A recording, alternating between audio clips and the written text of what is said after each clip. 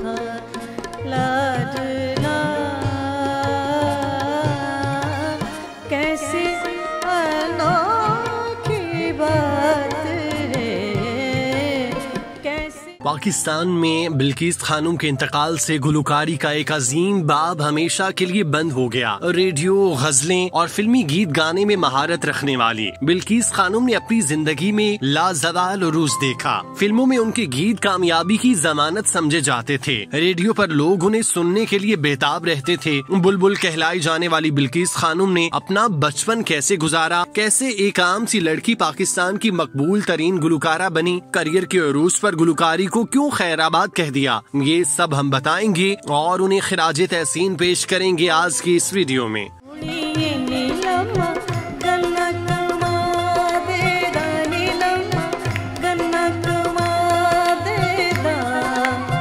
तेरा सानू इश्क लगाने बिल्किस खानम ने 25 दिसंबर 1948 को लाहौर के इलाके गढ़ी शाहू में मुकीम एक नीम मुतवस्सित घराने में आंख खोली। वालिद अब्दुल हक फर्नीचर साजी के कारोबार से मुंसलिक थे। वालिदा घरेलू खातून थीं। वालिदैन से रवाबित में रिवायती रंग हावी था। 5 बहनों 2 भाइयों में वो बड़ी थीं। खासी कम गो हुआ करती थीं। उस वक्त तबीयत में शोखी नहीं थी। हमा वक्त संजीदगी गालिब रहती। खेलों का मामला फकत एक गुड़िया तक महदूद रहा जो बेशतर वक्त संदूकची में रहती थी। हाँ, मुताले का शौक था। उर्दू जुबान अपनी जानिब खींचती थी। शऊर की आंख फैसलाबाद में खोली। वहाँ MB गर्ल्स हाई स्कूल से इब्तदाई तालीम हासिल की। जब स्कूल इंतजामिया की जानिब से मिली नगमे पेश करने के लिए चुना गया, उस वक्त तक कतई अंदाजा नहीं था कि वो गा भी सकती हैं। हाँ, ये जरूर याद है कि बड़ी जमातों की तालिबात कभी कभार उनसे गुनगुनाने की फरमाइश किया करती। कुछ अरसे बाद हालात खानदान को वापस लाहौर ले आए। गालिब मार्केट के इलाके में रिहाइश इख्तियार की। यहाँ कम सिन बिल्किस की मोहम्मद शरीफ नामी एक साहब से मुलाकात हुई जिनकी तरबियत ने उनकी जिंदगी पर गहरे असरात मुरतब किए। वो क्लासिकल मौसीकी के उस्ताद थे। ताल्लुक जलंधर से था। मारूफ नहीं थे मगर बड़े गुनी आदमी थे। उन्होंने मुझे सिर्फ क्लासिकल नहीं सिखाई, उर्दू से ताल्लुक भी उन्हीं की वजह से कायम हुआ। पढ़ने के लिए किताबें दिया करते थे। उस्ताद की सरपरस्ती में निजी महाफिल में परफॉर्म करने लगी जहाँ गजलें और गीत पेश किया करती। और फिर जिंदगी में एक मोड़ आया। ये सन 64 का जिक्र है। वालिद के एक दोस्त ने उन्हें सुना तो रेडियो का रुख करने का मशवरा दिया। बात दिल को लगी।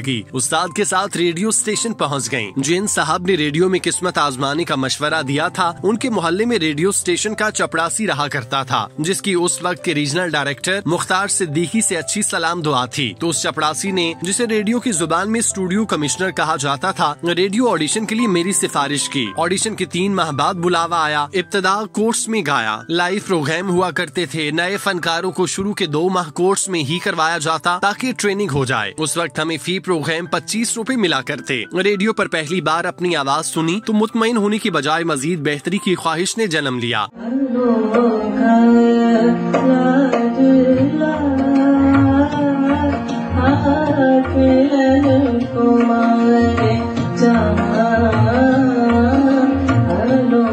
सोलो परफॉर्मेंस का आगाज नासिर काज़मी की गजल तेरी जुल्फों के बिखरने का सबब है कोई से किया। 6 माह के बाद फिर ऑडिशन के मरहले से गुजरना पड़ा। रेडियो का तरीकाकार बहुत सख्त था जिसकी वजह से वो कहती थी कि जिसने रेडियो की मार खाई हो वो फिर कहीं मार नहीं खाता, चाहे वो गुलकार हो या अदाकार। इस बार मारूफ प्रोड्यूसर सलीम गिलानी ने ऑडिशन लिया। 40 फनकार किस्मत आजमाने आए। मुंतखब होने वाले चंद खुश नसीबों में वो भी शामिल थीं। मुआवजा बढ़ाकर 65 रुपए कर दिया गया। प्रोग्राम का सिलसिला जारी रहा। लाहौर के अलावा दीगर स्टेशंस का भी रुख किया। पहला सफर रावलपिंडी का था। अगली बार मुजफ्फराबाद की सिमत बढ़ी। रेडियो की शोहरत खूब काम आई। निजी प्रोग्राम्स में मदऊ किया जाने लगा। इसी के तवस्सुत से PTV तक रसाई हासिल की जहां ऑडिशन की जरूरत पेश न आई। पंजाबी गीत से इस सफर का आगाज किया। सन 65 की जंग में कई मिली नगमे गाए। आने वाले दिनों में कमर आफ्ताब, तारिक अजीज, फजल कमाल, रफीक अहमद वड़ाइच और शोएब मंसूर जैसे प्रोड्यूसर्स के साथ काम किया। उसी जमाने में मौसीकार खलील अहमद ने फिल्मी गाने की पेशकश की। तस्वीर के लिए उन्होंने गाना बलमा अनाड़ी रिकॉर्ड कराया जो फिल्म के पहले शो के बाद सेंसर बोर्ड ने ये कहते हुए काट दिया कि गीत के बोल मुनासिब नहीं।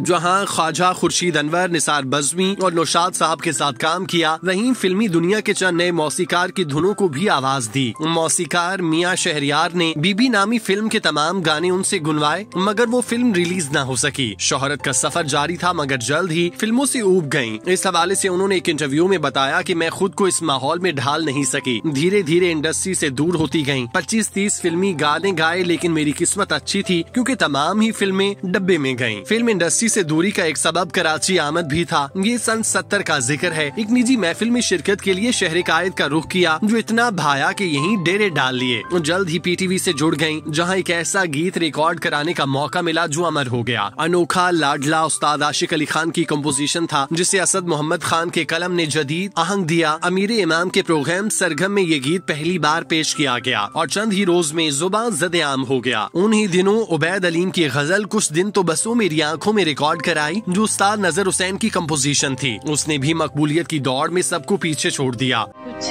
दिन तो बसों मेरी आँखों में, फिर ख्वाब अगर हो जाओ तो क्या। सन 78 में नामवर सितार नवाज उस्ताद रईस खान से मुलाकात हुई, जो उस वक्त हिंदुस्तान में मुकीम थे। मुलाकातों में जल्द ही मोहब्बत का रंग दर आया। सन 80 में शादी हुई और बिल्किस खानम हिंदुस्तान चली गयीं। अगले 7 बरस मुंबई में बीते। हिंदुस्तान के माहौल से तो हम आहंग हो गयीं, मगर सिनस के मसले की वजह से मुंबई रास न आया। बस इसी वजह से सन 86 में खानदान के साथ पाकिस्तान चली आईं और कराची में सुकूनत इख्तियार कर ली। बिल्किस साहिबा तो पाकिस्तानी हैं, उनके लिए ये फैसला जरूर आसान रहा होगा, मगर उस्ताद रईस खान को खिराज तहसीन पेश करना चाहिए, जो अपने उरूज पर होने के बावजूद सब छोड़ छाड़ कर उनके साथ चले आए। लेजेंडरी सितार नवाज उस्ताद रईस खान 77 साल की उम्र में 2017 में वफात पा गए और 21 दिसंबर 2022 बिल्किस खानम ने भी ये दुनिया हमेशा के लिए छोड़ दी। बिल्किस खानम के भाई मोहसिन रजा भी मारूफ मौसीकार थे। बिल्किस खानम के पसमानदगान में उनके 4 बेटे हैं, जिनमें 2 हिंदुस्तान जबकि बाकी 2 पाकिस्तान में रहते हैं। भारत में उनके बेटे अपने वालिद के मेवात खानदान के मिरास सुहेल रईस खान के साथ लेकर जा रहे हैं, जो एक मशहूर सितार अदाकार हैं, जबकि शाहजान खान एक मशहूर भारतीय टीवी स्टार हैं। पाकिस्तान में रहने वाले हुजूर हुसैन और फरहान रईस खान भी सितार बजाते हैं। बिल्किस खानम की तदफीन और नमाज़े जनाजा का ऐलान घर वालों की जानिब से किया जाएगा, ताहम इस बात की शनीद है कि उन्हें जुमेरात को सुपुर्द खाक किया जाएगा। बिल्किस खानम बिलाशुबा गुलकारी का रोशन बाप थी। वो नए गुलकारों के लिए इंडस्ट्री का दर्जा रखती थी। उनकी पाकिस्तानी इंडस्ट्री के लिए बहुत सी खिदमात थी, जिन्हें तादम हयात याद रखा जाएगा। अल्लाह पाक बिल्किस खानम के दराजात बुलंद फरमाए। आमीन।